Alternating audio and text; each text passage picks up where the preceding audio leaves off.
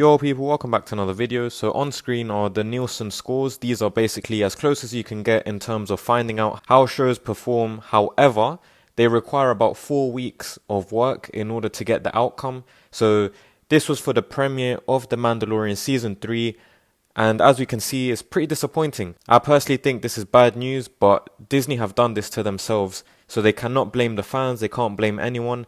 And this is why. The Mandalorian should easily be a show that, if done correctly, should be top of the list every time they drop a season. Shows like Cobra Kai get to #1 with less budget, however they have a very good story. So I expect Mandalorian to get top of the list every single time, especially since this is Star Wars' prime show and one of Disney Plus's prime shows that carried especially during its launch and throughout the lockdown.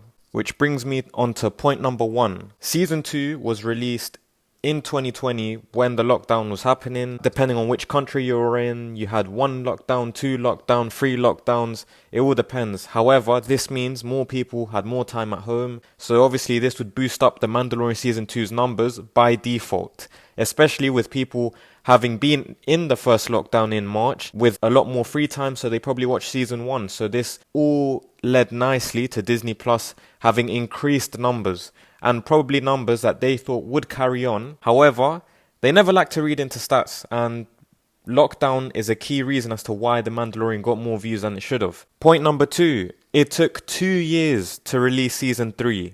The hype obviously fizzled out, people forget the show, they lose interest. A lot can happen in people's lives in 2 years, so obviously it's only normal that things drop, especially after a lockdown. Let's not forget as well, this show's main draw originally was Grogu, more commonly known as Baby Yoda. He became a meme, he was everywhere, Baby Yoda this, Baby Yoda that. All the casual fans, people who had never seen Star Wars, Baby Yoda, Baby Yoda, Baby Yoda.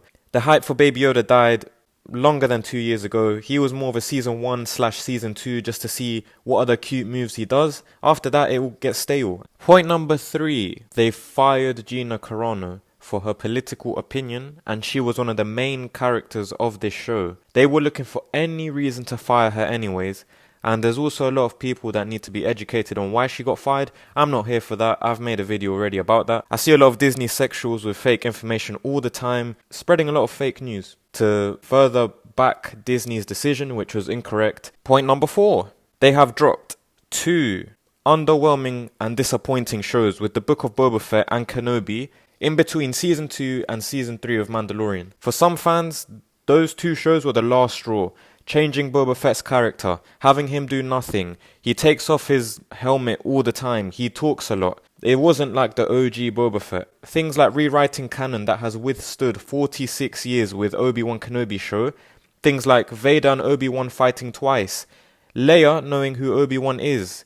Luke being chased by an Inquisitor. For a lot of fans, this was a big middle finger, and it was destroying even more of George Lucas's work, even more than they had already managed with the sequels. And mistake number 5 was continuing this storyline from The Mandalorian Season 2, the ending with Luke Skywalker and everything, in a different show. That just doesn't even make sense. Like, what was the point?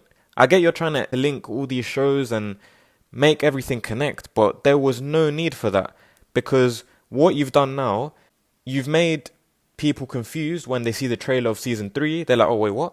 Grogu's back? What happened? He left with Luke last time I saw. Oh great, I have to watch more stuff now. People don't want to do that. So now they have to feel forced to do that. And if they don't do that, then they can't enjoy Season 3 because they feel like they've missed something. And you're only making the experience an even longer one, a more tedious one for those fans that aren't actually real Star Wars fans. They're there for entertainment purposes.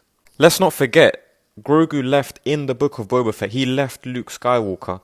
And the whole point of Season 2 of The Mandalorian was to find the Jedi. So once you've destroyed that whole thing in Book of Boba Fett, you've not only changed Season 3's events without actually starting Season 3, you've also eliminated the entirety of Season 2, because Season 2 was about finding a Jedi, and it was the whole point of the season. And in a different show, you crush that purpose. So I don't know, I feel like the higher-ups, Kathleen Kennedy and all of them people, I feel like they forced Jon Favreau and everyone to bring back Grogu, because it just wouldn't make sense as to why they would choose to do that. It doesn't seem like they chose. It was more forced because apparently Grogu has hype and he sells merchandise and all of that. And I hope it doesn't keep getting worse or they have to cancel Mandalorian or anything.